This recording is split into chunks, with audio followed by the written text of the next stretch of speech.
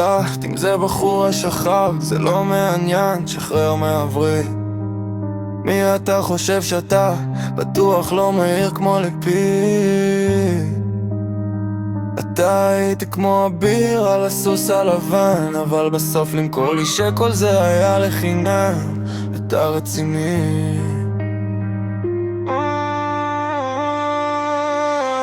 ונמאס לי לדבר על אהבה ועניינים, על כל הבחורות שנשקו אותך ישר על הפנים, או אחת שרצתה שפאקינג תוריד לתחתונים.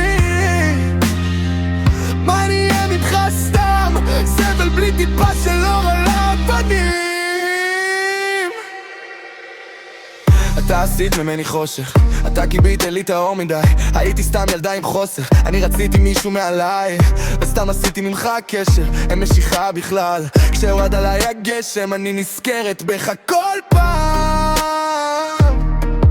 כל פעם מחדש.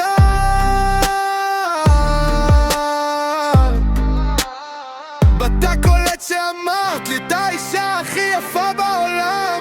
עזוב שהייתי ילדה בכלל, אתה אחרי שנייה חוזר בך ודאי. מה נראה לך שיש לי למי פלדה, או שאתה רק רוצה שיהיה לי רע? כל פעם, כל פעם מחדש.